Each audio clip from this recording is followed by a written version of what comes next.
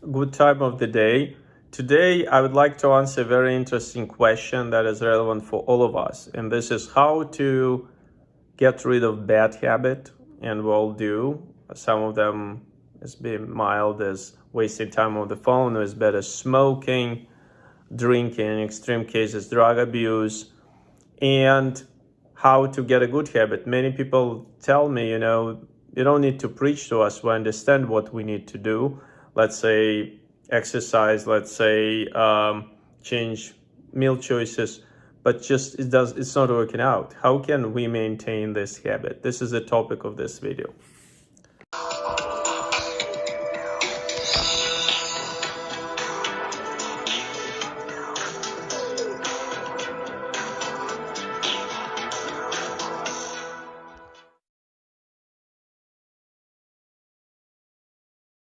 I'm someone who has been in severe pain now for, let's see, 8 years. And during those 8 years, I've got some pain relief, but never a lot of pain relief. And I was starting to get pretty hopeless. When you're in great pain for a long time, you really wonder how much you want to go on.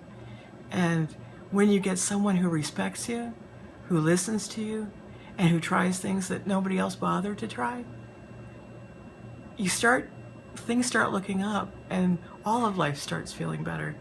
And one of my great joys in life was helping other people, and I've been in too much pain to be a helper to other people, and now I look forward to getting back to life. So I really appreciate Dr. Markle, and I think you will too.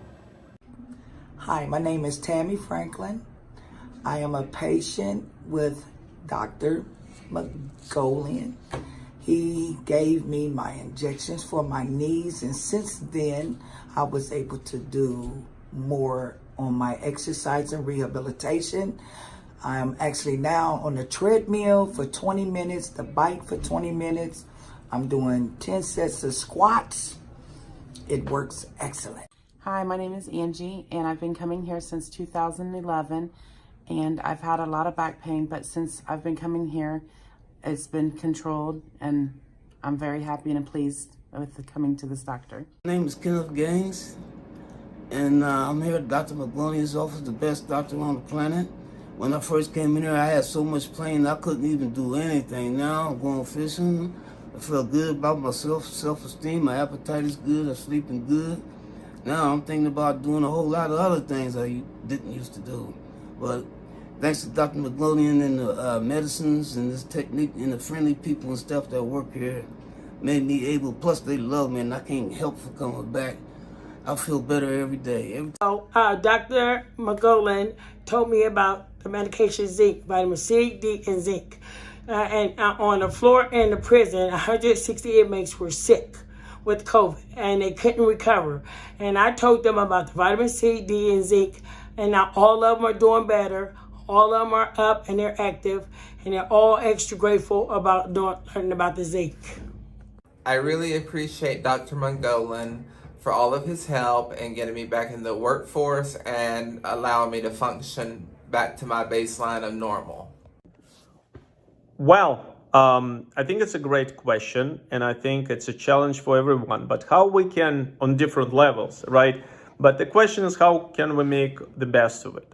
So I'll start really few seconds with common sense things that I'm sure you heard about, like setting realistic or easy, or even some people say ridiculously easy goals, small changes, don't go back. Cue control, right?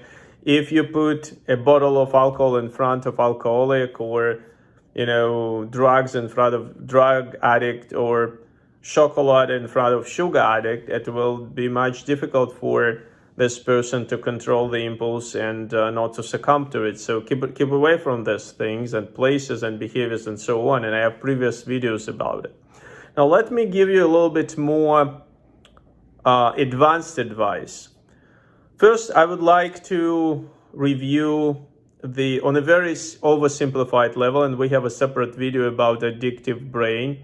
How does it work? On a simple level, we have prefrontal cortex. It's part of the cortex which is in front of our head, which is supposed to control the impulse, and we have primitive nuclear, something called dopaminergic reward system, on the lower, less organized parts of our brain. And if we strengthen our prefrontal cortex, we will increase something called willpower. And I like this book. There are several books, but if you want to read something, I mentioned the book, this Willpower Instinct. It's an interesting read. It's by Kelly McDonald. She's an acclaimed psychologist. And she basically says that, in a nutshell, that willpower is a limited resource. You should use it wisely.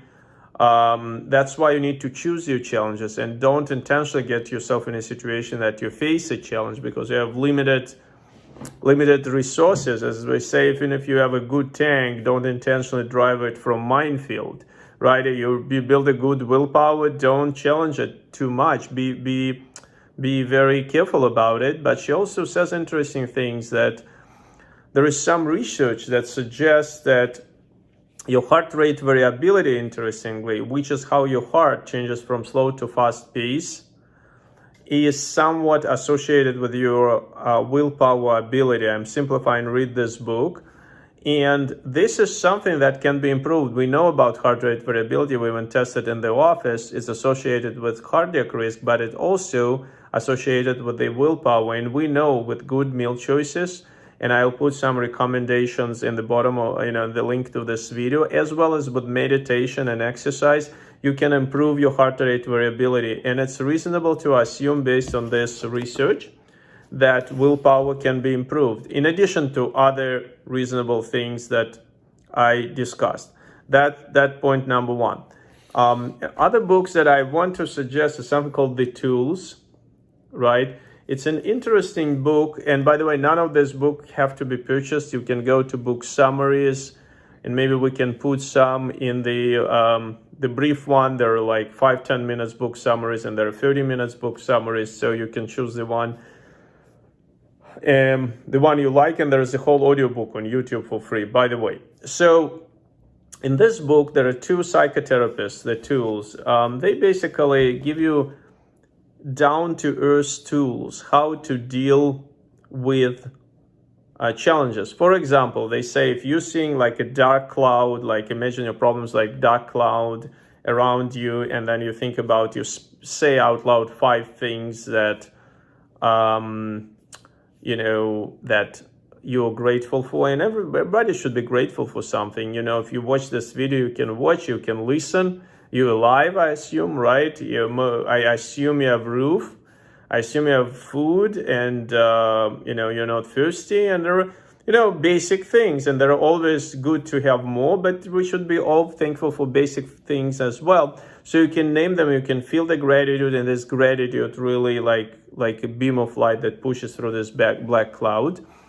And they have a special tool described in this book, and that's the third one. A little bit less reviews, but I liked it too, Coming Alive. And they have this tool how to overcome impulse. And they say that, imagine that you have this life energy, whatever you call it, and it's covered by your negativity, let's put it this way, like eclipse, like black sun, like sun covered with something, with the moon, right? Eclipse. And you should imagine, should feel the frustration of this impulse. You should look inside you. You should really observe all the havoc that this craving, for example, or this problem caused you.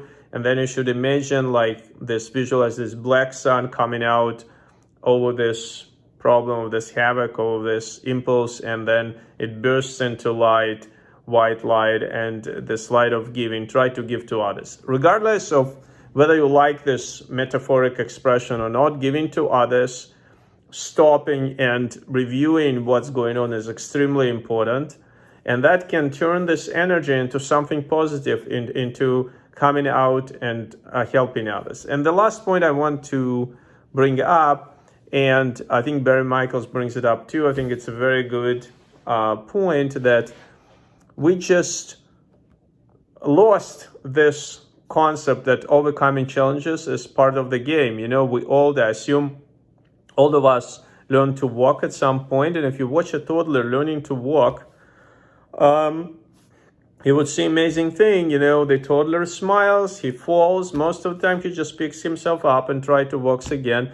If he hits himself really bad, herself, gets a hit, he cries for some time, sometimes bitterly, but not for too long. And then he picks up again and again and again. And finally we all walk. And if we can adopt this attitude that everybody falls sometimes, everybody has problems. Now, again, if you have clinical problems like alcohol and drugs, I'm not saying, oh, you fall sometimes. No, you need help. But even with help, sometimes it's chemical help like Suboxone or 12-step program, or, it depends, all levels of help. No, absolutely. But even with help, you sometimes fall, and that's natural.